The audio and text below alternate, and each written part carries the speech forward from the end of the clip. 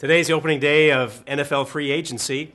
Of course, that is the time that those who have contracts that have run out can take offers from other teams. And other teams are out to get the prime players, the best players that will fill the holes on their team. You know, what is their team missing and who's going to fill those voids? Whether it's a big guy to do some blocking or maybe a quarterback that can throw that ball around. Everybody's looking for that one player that can take them to the promised land.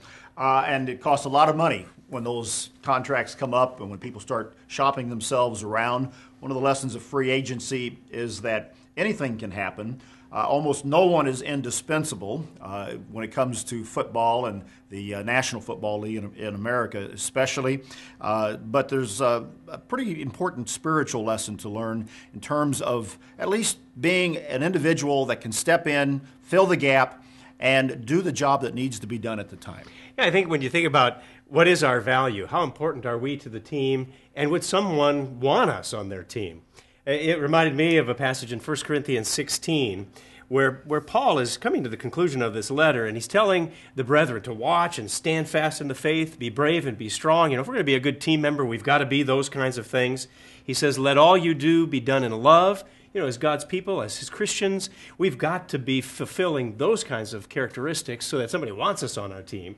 Then as he goes on, he says, I'm glad about some of my teammates. He mentions Stephanus and Fortunatus and Acacius, and it says, for what you were, or what was lacking on your part, they supplied. And so think about that for a second. If you were in spiritual free agency, who would want you on their team? You know, do they want you? Would you be one that they'd say, we've got to have him. We've got to have that kind of an individual on our team. Spiritual free agency, when it comes from God's Word and applies to our spiritual lives, involves hard work, dedication, commitment, and faith. Those are some of the essential qualities to becoming a vital, valuable, and important free agent in God's team. That's BT Daily. We'll see you next time.